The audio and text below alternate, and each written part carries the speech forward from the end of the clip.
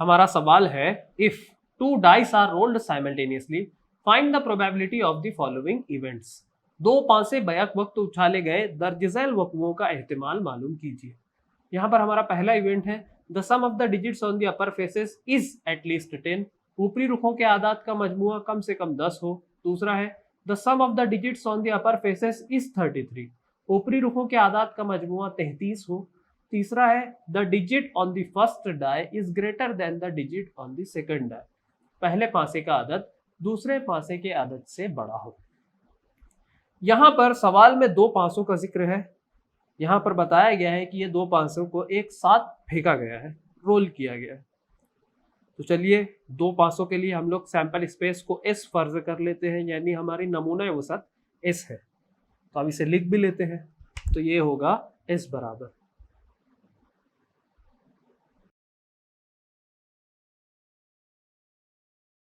तो इस तरह से हमारी सैंपल स्पेस या नमूना औसत यहाँ पर तैयार हो गई है। अब क्योंकि इस सैंपल स्पेस में 36 सैंपल पॉइंट्स हैं, तो इसीलिए हम एन ऑफ एस बराबर 36 लिख सकते हैं। तो एन ऑफ एस बराबर 36 लिख लेते हैं। Therefore N of S is equals to 36। अब चलिए हमारे पहले इवेंट की तरफ चलते हैं, जिसकी प्रोबेबिलिटी या एहतिमाल हमें मालूम करना है। तो हमारा पहला इवेंट है, the sum of the digits on the upper faces is at least 10। ऊपरी रुखों के आदाद का मजमुआ कम से कम 10 हो। हम इसे इवेंट ए फर्ज कर लेंगे। Let A be the event that the sum of the digits on the upper faces is at least 10। फर्ज कीजिए ए ऐसा हुआ है जिसमें ऊपरी रुखों के आदाद का मजमुआ कम से कम 10 हो। अब हमें ऊपरी रुखों के आदाद का मजमुआ यानी इन दो नंबर्स की जमा कम से कम 10 चाहिए। 10 से ज्यादा चलेगा पर 10 से कम नहीं ले सकते हैं, ठीक है, क्योंकि कम से कम 10 चाहिए, इसीलिए हम 10 से ज्यादा भी ले सकते हैं। तो यहाँ पर देखिए, एक और एक, इसकी जमा करने पर 2 मिलेगा, यहाँ पर जमा करने पर 3 मिलेगा, यहाँ 4 मिलेगा, यहाँ 5, 6 और 7। नीचे आते हैं, 2 और 1 की जमा करने पर 3 मिलेगा, यहाँ पर 4, 5, 6, 7 और 8। अगली लाइन में चलते हैं, 3 और 1 की जमा करने पर 4 मिलेगा, यहाँ पर 5, 6, 7, 8, 9। 4 और 1 की जमा करने पर 5 मिलेगा, ये होगा 6, 7, 8, 9 और ये 10। तो इस तरह से हमें पहला आउटकम मिला, जिसकी जमा करने पर हमें 10 मिल रहा है। तो ये हमारे इवेंट ए का हिस्सा होगा। तो इसीलिए हम लिख सकते हैं A is equal to curly braces में 4,6। अब देखिए, 5 + 1 6, ये होगा 7, 8, 9, 10, यानी ये हमारे इवेंट का हिस्सा होगा। तो हम यहाँ लिख लेते हैं 5,5।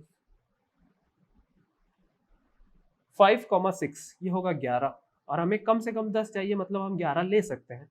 तो ये आउटकम भी हमारे इवेंट यानी वक़्वे का हिस्सा होगा, 5,6। अगली लाइन में चलते हैं, 6 + 1 7, ये होगा 8, 9 और ये 10, यानी ये हमारे इवेंट का हिस्सा होगा, 6,4। उसके बाद देखिए 6,5, इनकी जमा करने पर 11 मिलेगा, ये भी हमारे इवेंट का हिस्सा होगा, 6,5। उसके बाद 6,6, इसकी जमा करने पर 12 मिलेगा, यानी ये भी शर्त को पूरा कर रहा है, कंडीशन फुलफिल कर रहा है, इसीलिए हमारे इवेंट का हिस्सा होगा। अब गिन लेते हैं कितने मेंबर्स हैं यहाँ पर, 1, 2, 3, 4, 5, 6। इसीलिए हम कह सकते हैं therefore n of a is equals to 6। अब हमारे पास n of a है, n of s है, हम प्रोबेबिलिटी या एहतिमाल मालूम कर सकते हैं। therefore p of a is equals to n of a upon n of s। n of a है 6, n of s है 36। 6 से तकसीम कर लेते हैं, 6 का 6, 6 छक्के 36, ये मिलेगा 1/6। यानी प्रोबेबिलिटी ऑफ इवेंट ए यानी वक़्वे ए का जो एहतिमाल है वो है 1/6। अब जो हमें दूसरा इवेंट सवाल में दिया गया है वो ये है, sum of the digits on the upper faces is 33। ऊपरी रुखों के आदाद का मजमुआ 33 हो। इसे हम इवेंट बी फर्ज कर लेंगे। Let B be the event that the sum of the digits on the upper faces is 33। फर्ज कीजिए बी ऐसा वक़्वा है जिसमें ऊपरी रुखों के आदाद का मजमुआ 33 हो। अब ऐसा होना पॉसिबल या मुमकिन है क्या?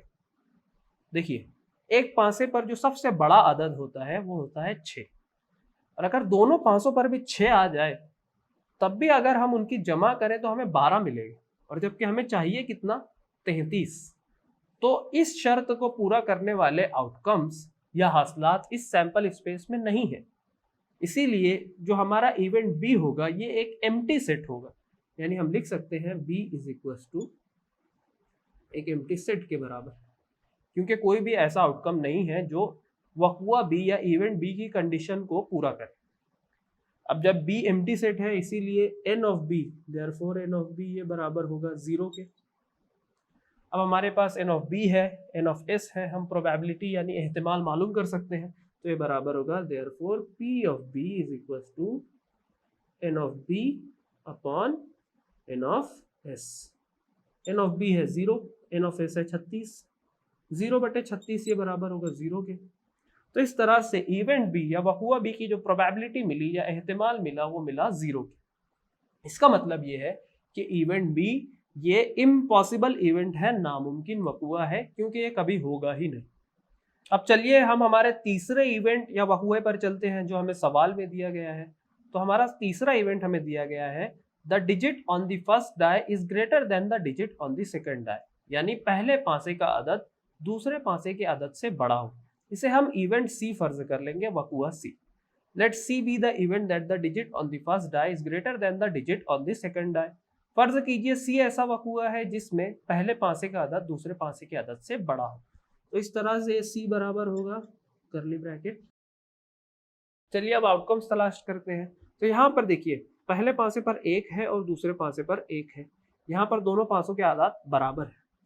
और इसके बाद के अगर आप आउटकम्स देखें इस लाइन में, तो पहले पासे पर हमें 1 मिल रहा है और दूसरे पासे पर 1 से बड़ा अदद मिल रहा है। यानी हम कह सकते हैं कि यहाँ पर इस पूरी लाइन में पहले पासे का अदद दूसरे पासे के अदद से छोटा है, जबकि हमें बड़ा चाहिए।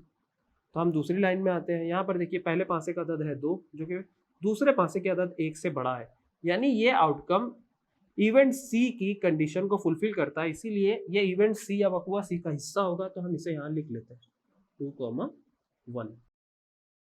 अब पहले पासे का अदद 2 है और दूसरे पासे का अदद भी 2 है, यहाँ पर दोनों अदद बराबर हो जाते हैं। और इसके आगे अगर आप देखें तो पहले पासे पर हमें 2 मिलेगा और दूसरे पासे पर उससे बड़ा अदद मिलेगा, यानी यहाँ पर कोई भी आउटकम अब हमारी कंडीशन को फुलफिल नहीं कर पाएगा। अगली लाइन में आते हैं। पहले पासे पर 3 है, दूसरे पासे पर 1 है, ये कंडीशन फुलफिल कर रहा है। इसी तरह पहले पासे पर 3, दूसरे पासे पर 2, 3 2 से बड़ा है, यानी ये भी हमारी कंडीशन को फुलफिल करेगा। इस तरीके से ये दोनों आउटकम्स हमारे इवेंट सी का हिस्सा होंगे। तो हम यहाँ लिख लेते हैं 3 1 3 2।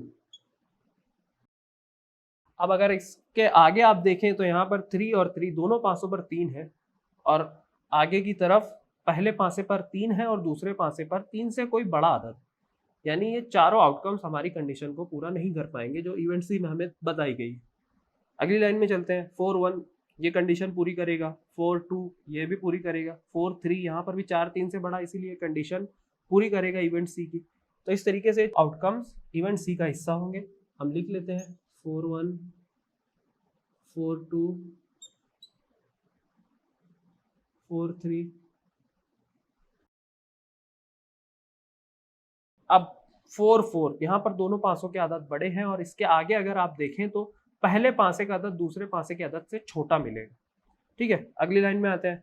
5 1 यहाँ पर पहले पासे का अदद बड़ा है और अगर आप देखें तो 5 4 तक पहले पासे का अदद हमें बड़ा ही मिलेगा, यानी ये चारों आउटकम्स हमारे इवेंट सी का हिस्सा होंगे। तो हम लिख लेते हैं 5 1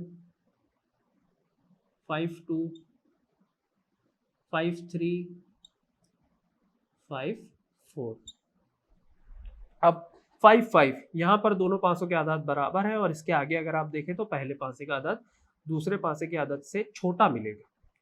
अगली लाइन में आते हैं। 6 1 यहाँ पर पहले पासे का आदाद दूसरे पासे के आदाद से बड़ा है और अगर आप देखें तो 6 5 तक पहले पासे का आदाद दूसरे पासे के आदाद से बड़ा ही मिलेगा, यानी ये पांचों आउटकम्स हमारे इवेंट सी का हिस्सा होंगे। तो इन्हें हम लिख लेते हैं। ये होगा 6 1 6 2 6 3 6 4 6 5। और अगर आप देखें आखिरी आउटकम तो यहाँ पर दोनों पासों के आदाद बराबर है, यानी ये कंडीशन फुलफिल नहीं कर पाएगा इवेंट सी की, इसीलिए ये इवेंट सी का हिस्सा नहीं होगा। अब हमारा इवेंट सी यानी वकुआ सी ये मुकम्मल हो गया है। इस पे मेंबर्स को गिन लेते हैं हम, 1 2 3 4 5 6 7 8 9 10 11 12 13 14 15। इसीलिए हम कह सकते हैं therefore n of c is equals to 15। अब हमारे पास n ऑफ c है, n ऑफ s है, हम लोग प्रोबेबिलिटी या एहतिमाल इवेंट सी का मालूम कर सकते हैं, तो ये बराबर होगा therefore p of c is equals to n of c upon n of s के। n ऑफ c है 15, n ऑफ s है 36। 3 से तकसीम कर लेते हैं, 3 पंजे 15, 3 एक 3, 3 दूने 6, यानी ये मिल रहा है p ऑफ c हमें बराबर मिल रहा है 5/12 के। तो इस तरह से इवेंट सी या वकुआ सी की प्रोबेबिलिटी भी हमने यहाँ पर मालूम कर ली और अपने सॉल्यूशन को मुकम्मल कर लिया है।